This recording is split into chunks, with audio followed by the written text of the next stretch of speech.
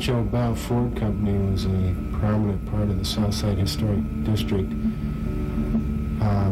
This shows the first shipment of Model A Fords.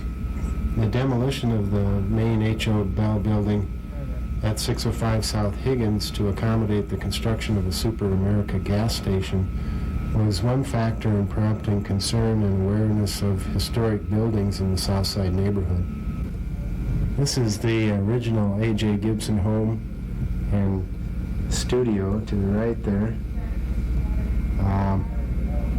There's a Queen Anne home located at 402 South 2nd Street West.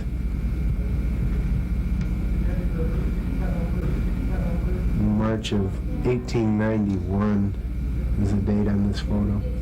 The remodel of the home into this craftsman bungalow.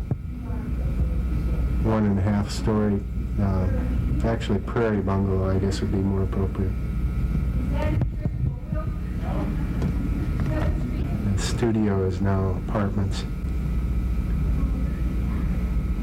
These are the Andrews apartments at 233 to 239 South 2nd West. Gibson designed these Queen Anne style apartments, which were built between 1904 and 1906. A similar design can be seen in several other apartment buildings in the Southside Historic District. Okay, this is the Garden City Commercial College at 120 South 4th West. In 1905, Gibson designed this 3-story building to house the Garden City Commercial College. It later became the Babbs Apartments. With its candle snuffer roof towers, multiple gable dormers, classical porch pediment, wooden dentilation, and Doric columns, the structure represents a beautiful example of Queen Anne styling and is a prominent landmark in the historic Southside District. In May of 1910, electric streetcars began operating in the Missoula area, providing easier access to the city's south side.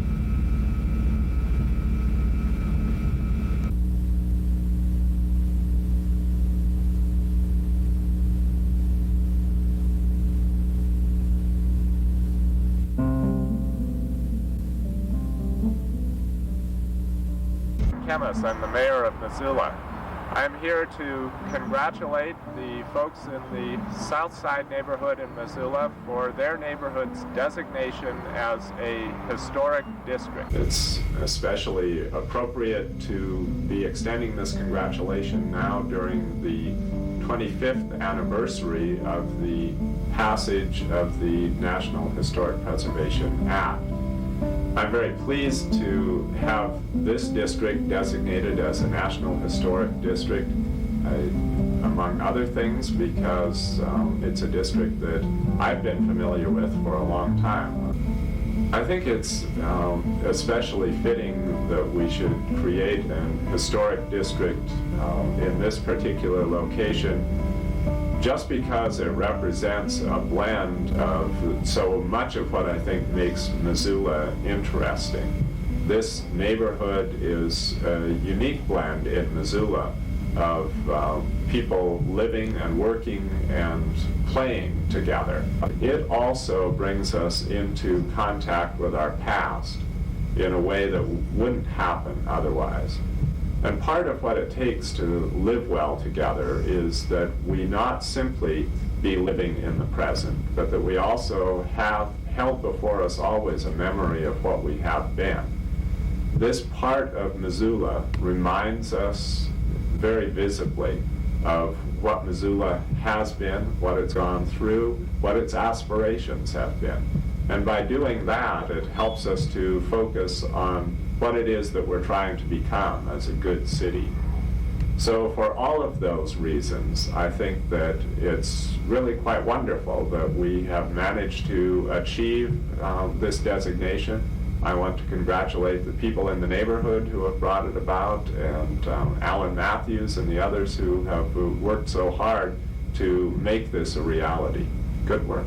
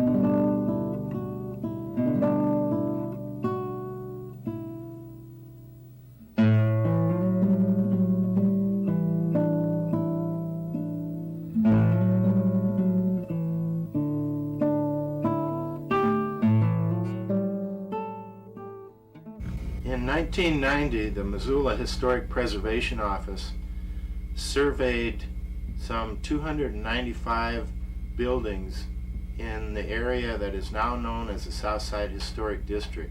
That was both an architectural and an historical survey that was completed. Of those 295 buildings, 219 of them were determined to be historically contributing factors to the historic district. The nomination for the district, whose boundaries run roughly from the Clark Fork River along Higgins south to South 6th Street, west to Orange Street, and back down 1st Street and over to 3rd Street back along the Clark Fork River. That nomination was forwarded to the State Historic Preservation Board, which approved it and forwarded it to the National Keeper of the Trust in Washington, D.C. They reviewed the nomination, and in March of 1991, the National Trust determined that the Southside District was to be placed on the National Register of Historic Places as an official historic district.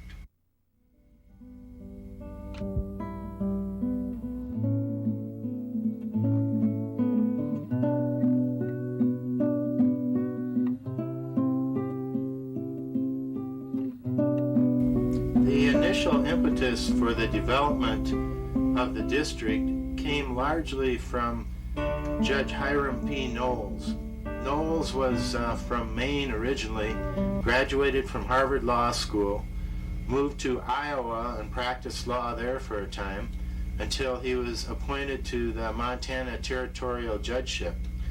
He came to Montana and moved his family to Missoula and recognized the potential of the city to expand beyond its present boundaries. He looked at the area immediately south of the Clark Fork River as a spot that professional workers might want to settle to escape from the confines of the city. Judge Knowles' addition that he had surveyed in 1889 and 1890 became part of the city as Knowles' addition.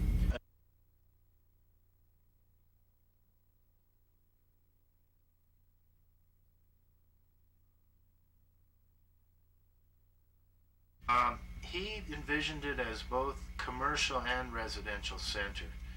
But when it first started out, it was really the home of wealthier people. But as the commercial developments began to appear, you saw a mixed neighborhood develop of both professionals and working class residents. In the early 20th century, the Milwaukee Railroad came through on the northern edge of the Southside Historic District, and the Milwaukee Depot was built in 1910 and formed really the corner boundary of the district. From that point on, you saw commercial elements in the district, with the Penwell building right across the street from the Milwaukee station, and which was a hotel on the upper part and shops down on the first floor. And as soon as that was built, you saw other businesses almost attach themselves to the Penwell up Higgins Avenue. And also Judge Knowles constructed a building on South 3rd that was to serve as apartments on the upper level and stores on the bottom level. The earliest residential buildings around the 1890 era were generally either small vernacular houses or substantial 2 to 2.5 story detached dwellings of the Queen Anne styling. Two major types of vernacular residences were both frame construction and built either in the pyramidal roofed four-square or simple gable front cottage forms. The high-style houses of the period, built by the more prosperous early Missoula citizens, were also of frame construction for the most part, and usually covered with lap siding, a few of them being brick structures. The irregular floor plan of these Queen Anne styles featured unusual configurations, complex roof configurations, projecting angled bays, square and round turrets, gable dormers, and corbelled brick chimneys. A typical dwelling included a wraparound front porch with turned porch posts and windows of leaded or multi-pane stained glass. The architectural diversity of the Southside district was enhanced between 1900 and 1915 by the construction of a large number of modified Queen Anne, colonial revival, and classical revival residences and row houses. This period saw the completion of over 80% of what now is recognized as the Southside Historic District.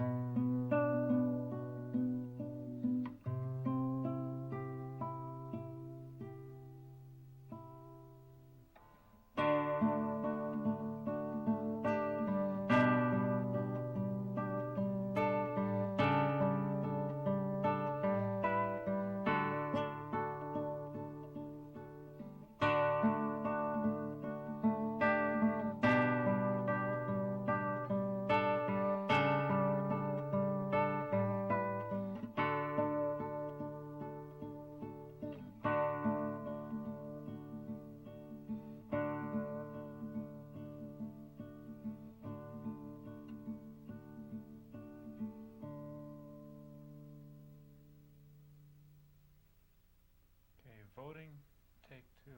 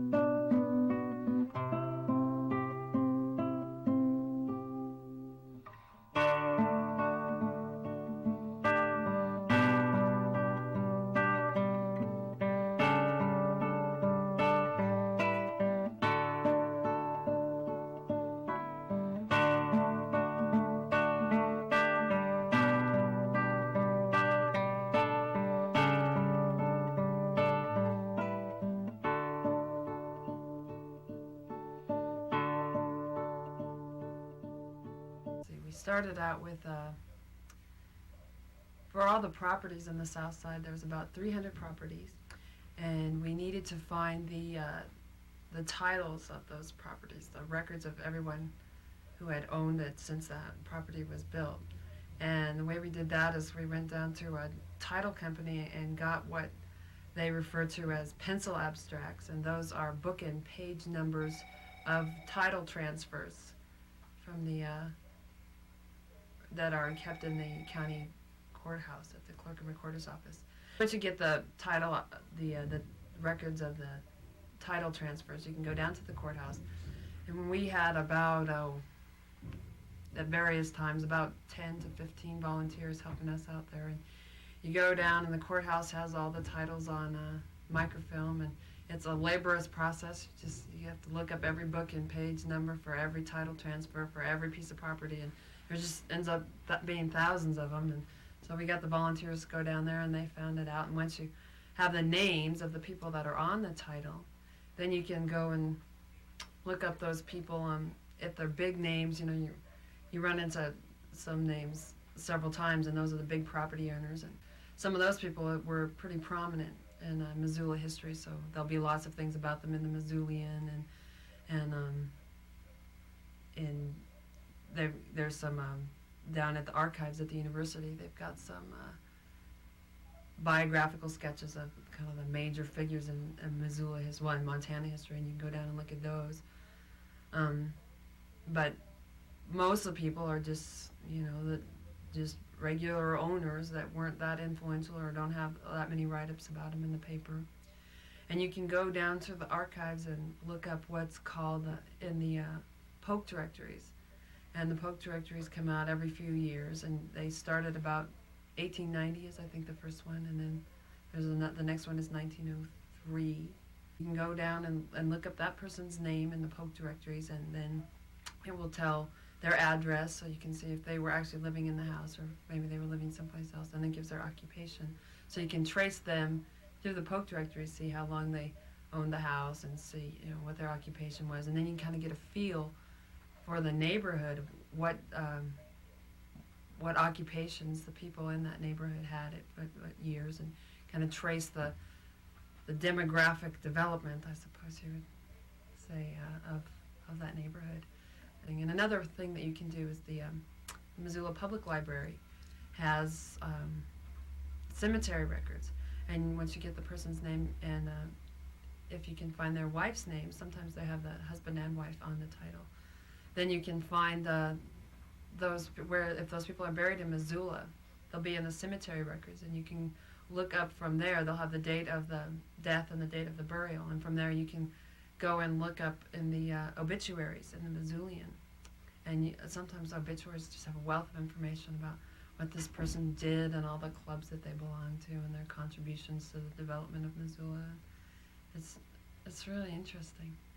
And so after we did that and we compiled all that information, and we kind of got a feel for the character of the neighborhood, and we wrote that up. There was I think one of the things that we emphasized was that Southside neighborhood had a lot of the early small business development.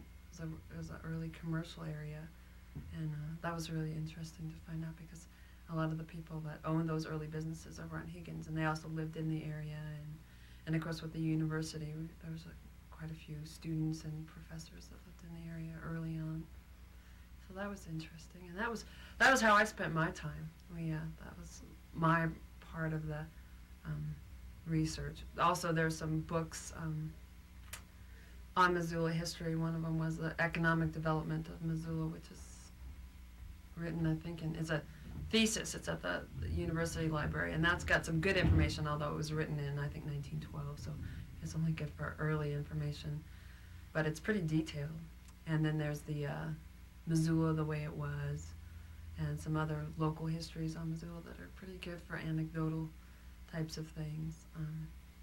But after that, so I did the historic part of the nomination, and then we had an architect student from Bozeman was here. Her name was Peggy Atkins, and she went through and did architectural descriptions of all the properties, went along with her pencil and paper, and just looked at all the details of every building and described them and got them down. And the folks at the National Register, they really want detail on that. They really want to know what makes a house historically and architecturally significant. So she did that, and then we had some more volunteers that went around and took black and white photos of all the houses, which is important because you have to include those on the nomination forms.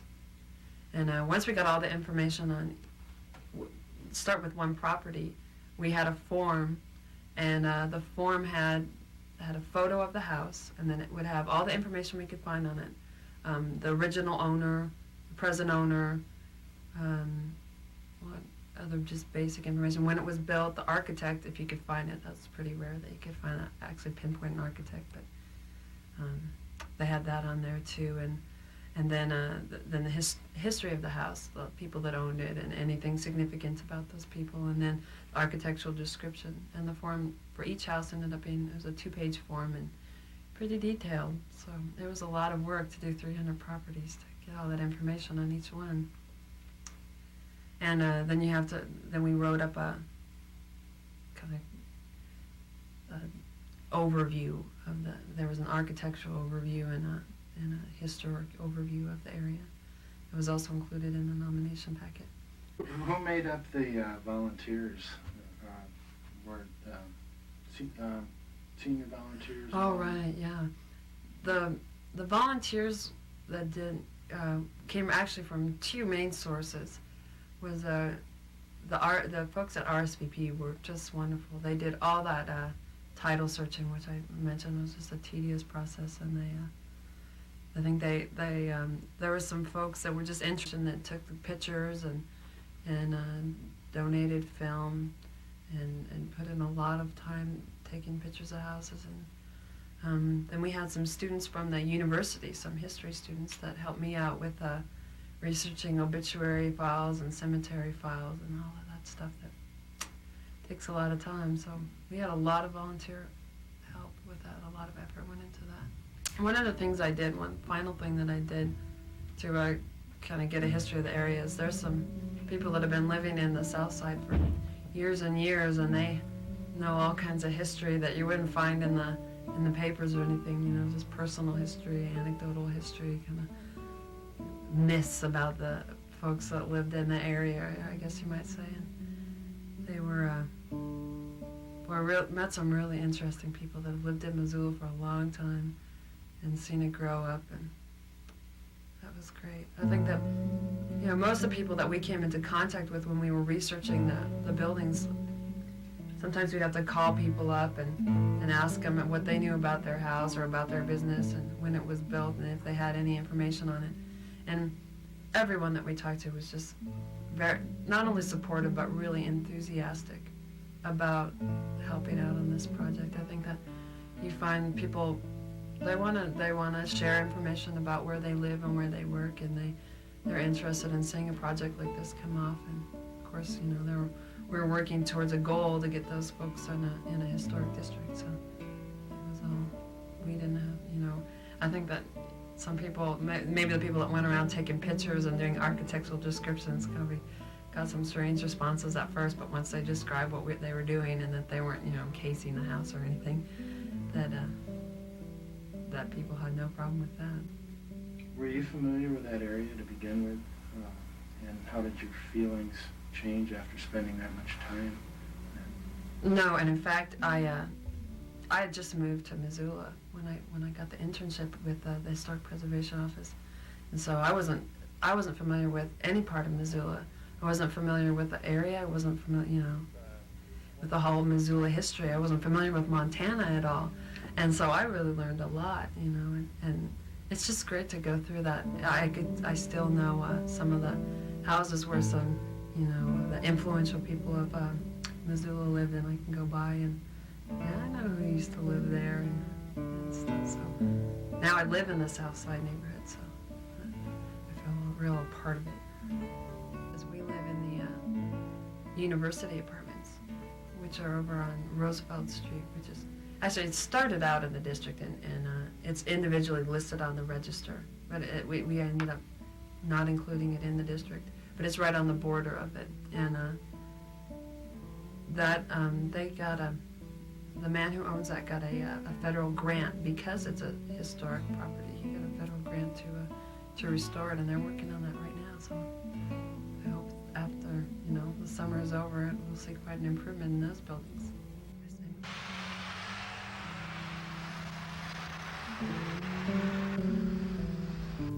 How long have you lived in the house? Actually lived in it beginning June 1977, so what's that? Close to 14 years. Yeah, Going on 14 years. Mm-hmm. And did you live in any other houses in this neighborhood, or did you just live in this one house? No, I was living in Pennsylvania and spending summers and other parts of the year out here, and had lived out on Rock Creek for, since early 1960s. And Rock Creek had become, it was the start of the development out there. One of the ranchers had decided to retire and subdivide. That led another one in a few years to do the same, and it was beginning to build up, and I didn't want to live out there as that development increased, and so I started looking for other places, and I found a place down in the Bitterroot up near Kootenai Creek, and this place. So it's a question of living in town or living out of town. Mm-hmm. And I had a friend who lived in a little house behind on this same property, and I was house sitting for him that summer, and the people who owned this house and lived here, he died late that summer, and my friend knew his daughter, and so we talked with her about she didn't want the house because she had a house over here on 4th. What do you think that makes this neighborhood different from the others in Missoula? There are quite a number of things that are characteristic of this neighborhood. They don't all set it apart from every other neighborhood. For example, we had a social survey taken in the early stages of the planning process for neighborhood plan in this area, and asked people what they thought were the most important features giving character to the neighborhood as they experienced it. One of the things, the most common pervasive feature was the river. We share the river with a lot of other areas, and so it's not distinctive. That's one of the things that enters into this neighborhood's sense of itself, is that we're close to the river. Then the tree-lined streets were another. That again differentiates from. And then the historical element, the older structures and some architectural features like the Milwaukee Station and the old commercial college over here, the Babs Apartments now, and what used to be called the Penwell Block, the Montaigne building now. Some of these older structures, larger commercial structures, and then any number of the older houses, residential ones. So there's a lot of that here, and those things together sort of gave a feeling of how this area is different from a lot of other parts of Missoula. It's got a lot of history, it's got proximity to the river, it's got the older streets. And then something about the sense of the people who have come to live here and the kind of businesses that have developed, particularly in the Higgins Avenue business district, much more so than Orange Street. There's something about the kind of people, a mixture of people that began to feel some sort of connection with each other, and fairly good access to the university and then to the downtown. A lot of our connections with the commercial parts of this community have long been with the downtown area rather than the more recent development out in the mall. So that a lot of us still shop downtown where we can rather than go out to the mall. Mm-hmm. And for that, generally again, we can walk. So it's these things. We're in the middle of the urban area, and yet the fact that the river is there in open space, that the river opens out visually and physically you can walk along, it sort of lightens the character of the density from the urban area, and gives us a feeling of the natural connection as well as the urban. And then the historical connections. A lot of history here. When I first moved here, Milwaukee was still a going railroad, so I can remember the engines idling down on the tracks down there through the night, the smells, sounds, and that's symbolic of the difference between that now and what it was just 15 years ago. Is symbolic of a lot of things that have happened in the area, not just on the riverfront, but in the commercial area up here and along Orange Street and in this residential area. Things have been changing, and most of the changes have been for the better as people have felt about it generally. There have been a few changes which have not been, and it was a couple of those coming close together which made people realize, geez, a lot of things are changing and are going to change. Some of it's not been very good, and we had better get out in front of the community our sense of this place and get other people aware of what the people already here would like to see change and what kind of changes they'd not like to see that led to both of these efforts. I know I did buy this house in order to make money by it, either by renting it out or by eventually selling it. I bought it because there's something attractive about it in its own right. It's a place to live. I wanted to live in it, and I wasn't thinking about making money off of it. I have to be concerned about not losing a lot of money on it or taxes going up too high, etc. I mean, there are economic elements involved in it, but they're not the primary ones that give this house a value to me. And when I think about in terms of selling it to somebody or eventually if I move out of it, I would like to see someone move into it who has a similar concern. I'm not going to be concerned about the amount of money I make off of it or the amount of money I lose off of it, so much as that I have a person who's going to take over the house who will have some of the same care and concern about it as I had. If you look at it simply in economic terms, in terms of profit and for your investment, that's one thing, and I think in those terms that the historical district will make some difference to people. It'll probably increase the value of property, but that's not the most important factor in buying into places like this and living in them, and not even the most economic in terms of economic value. I think having an area as a historical district gives us a kind of public, I won't say place, it's a public recognition. I mean, you feel good about living in an area where you know other people, and it's evident in the way they keep up the property and evident as you know them, care about these things. And that's an important part of why people live in certain places rather than others. That in turn determines something about the value of the property. If you know there are certain kind of people there and certain kinds of attitudes and certain kind of concern about the property there, that's an incentive for some people to live there, and it's an incentive for other people who don't like that to live elsewhere.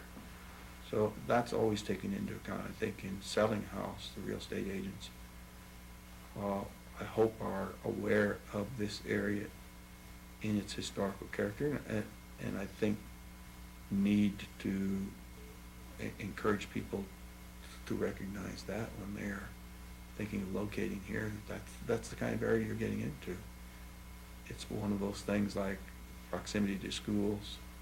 We have a high school only a few blocks down the street. We have several primary schools just down the street. We're close to schools and the university.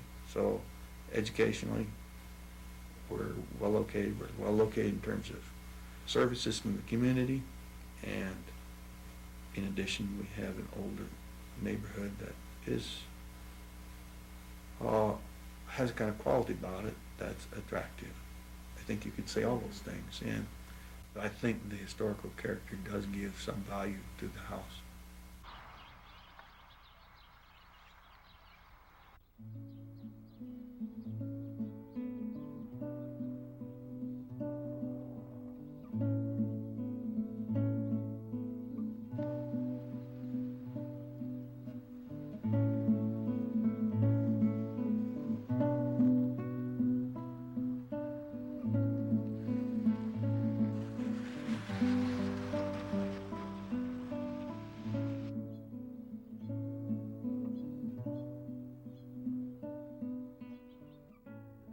Questions I'm usually asked is, how in the world did you ever find this house, and whatever possessed you to buy a house this size? In love with it, absolutely in love with it.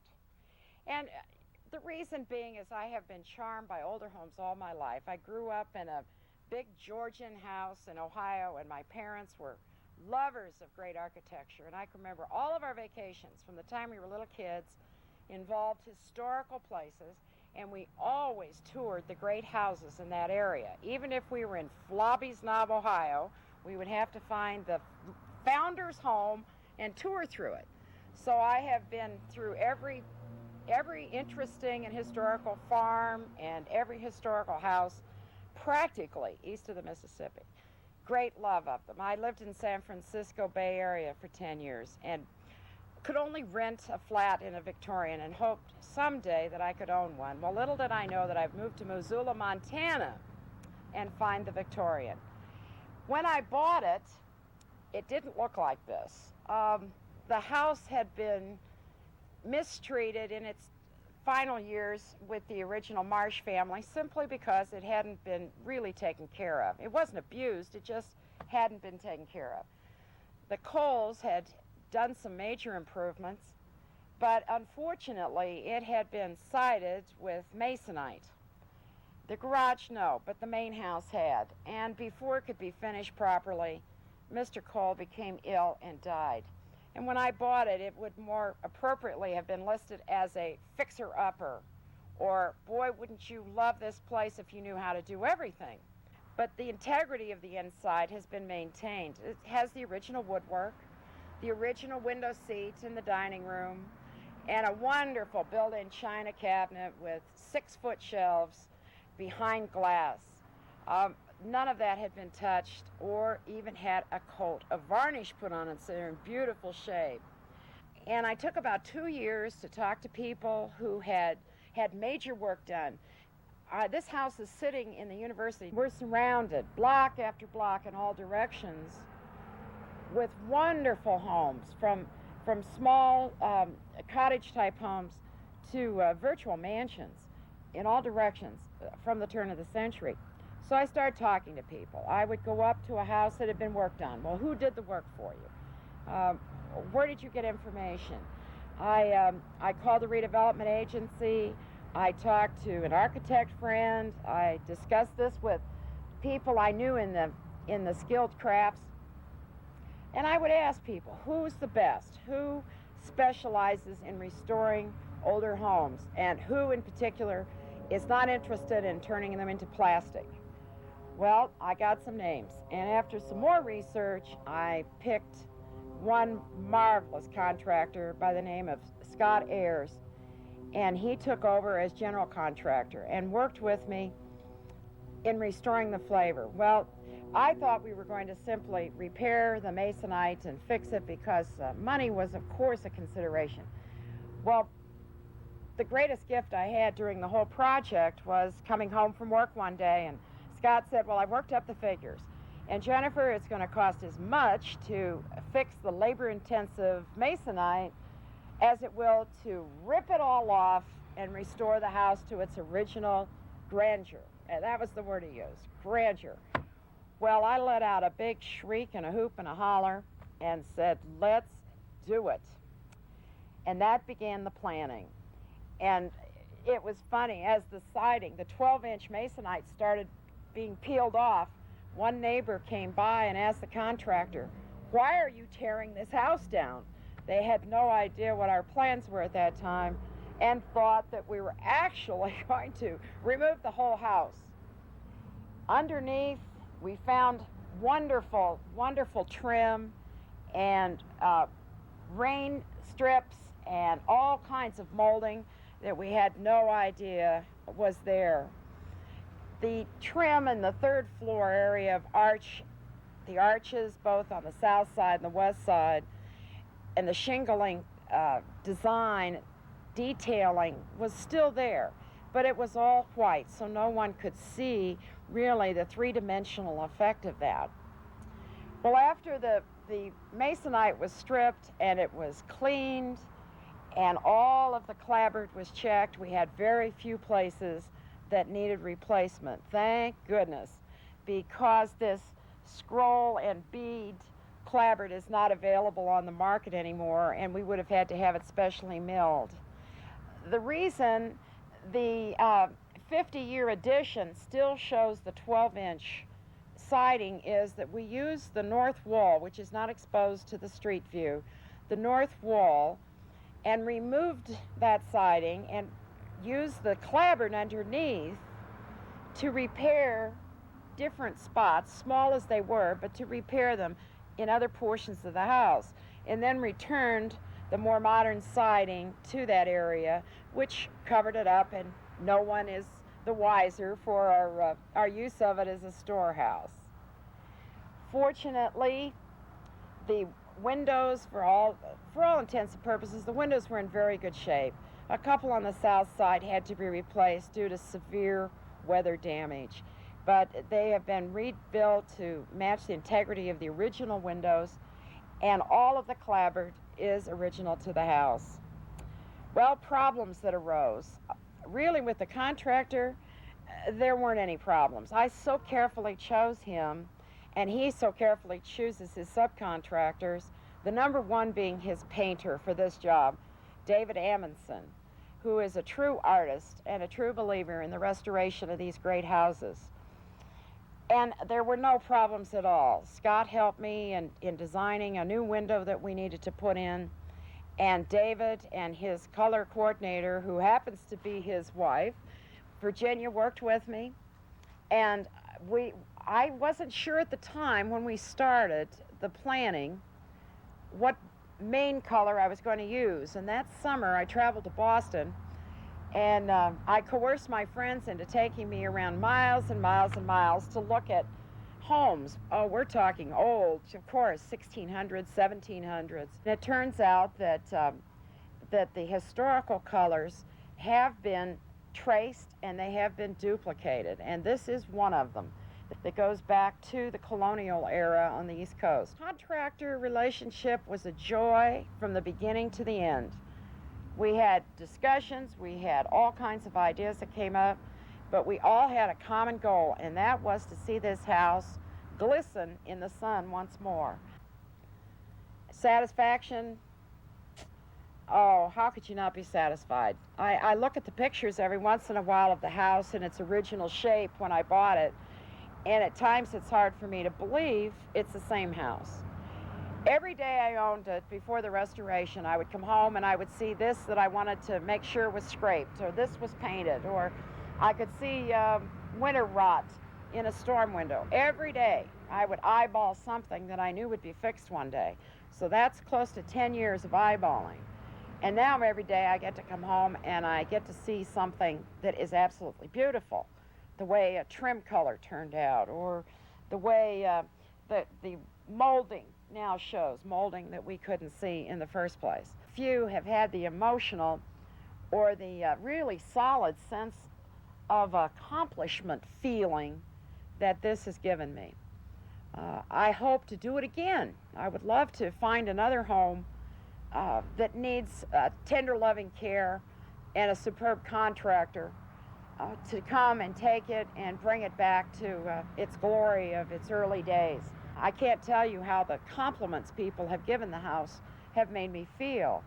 We completed the last trim color on the garage in June of 1990, It's now April of 1991, and just last week, a woman stopped by, knocked on the door, and said, "Excuse me for interrupting you, but I'd like to know who painted your house." It has been a phenomenon. The sidewalk superintendents were numbered in the dozens. The contractor had to order his helpers to stop talking. There was one gentleman who stopped by every day and would check on the progress, and he would report to the workers whether he thought they had done a good job or not.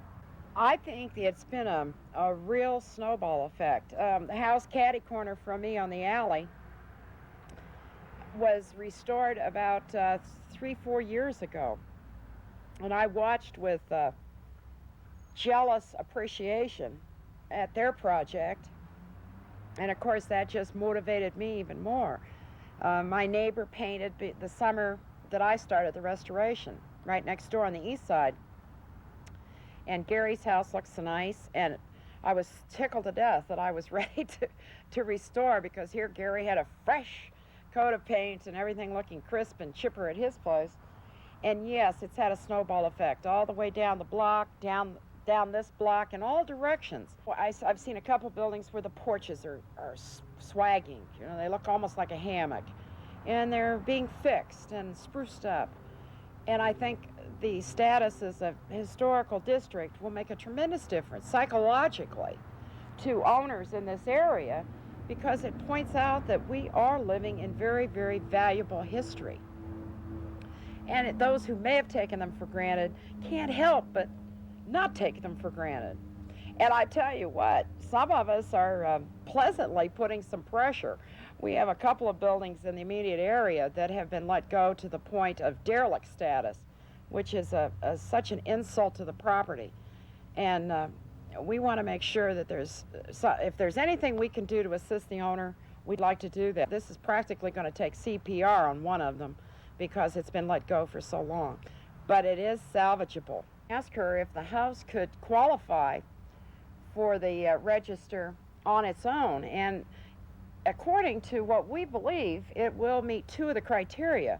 One is that the architecture is of a significant style, and secondly, that a significant Missoulian lived in it. Well, Charles Marsh built it, and to capsule his career, he was Missoula's first mortician, and that alone would make him a significant person. Now, that may not sound like much, but you have to have to read a little bit about him.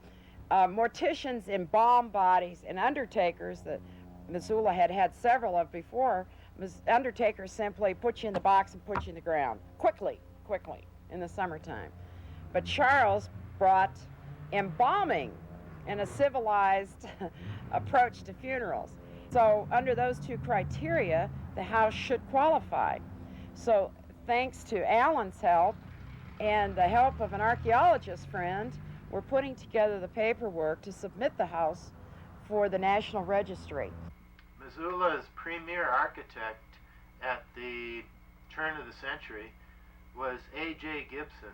Mr. Gibson established his home in what was to become the Southside Historic District and had a tremendous influence on the development of the area, both with his architectural stylings and his construction of buildings in the district itself. Gibson is most famous, of course, for the Missoula County Courthouse, the main hall building at the University of Montana campus, early St. Pat's Hospital, and just a number of really grand buildings, as well as mansions, the Toole Mansion, the Greeno Mansion, the Daly Mansion, on and on. But A.J. Gibson also constructed a number of working man's houses, row houses, and small business establishments. His influence and style is felt tremendously in the Southside Historic District. Gibson took a rather modest Queen Anne home on South 2nd Street and transformed it into a prairie bungalow style home that suited his needs just perfectly. He did this around 1913 era, when he had pretty much retired, but he still was involved in architectural issues throughout the city, and in fact would design things after that time, such as the rather grand Presbyterian Church, of which he became a member. The Presbyterian Church is located on South 5th Street West. The benefits of an area being placed on the National Historic Register are many. Just the idea that this is an honor roll of some of the most cherished places in our nation tends to instill pride in the people that live in the neighborhood, and consequently it tends to instill some unity in those same people. It also makes people realize that perhaps what they have is special and that should be cared for. The city of Missoula has a tax abatement program for improvements that follow National Park Service guidelines to retain or restore the contributing historical elements of the district. It seems like people are seeking out these particular areas that have recognized their heritage and are taking pride in restoration and keeping the houses that have retained their integrity in grade A shape. People are moving to these areas and creating a renaissance of a neighborhood that perhaps was beginning to decay, deteriorate, to the point where it might be considered a liability to some cities. And now these areas are being revitalized. The designation as a National Historic Area, I believe, can trigger a renaissance. Missoula City government recognized the importance of historic preservation when it established the certified local government in Missoula and the position of Historic Preservation Officer to coordinate the activities of preservation efforts in the city.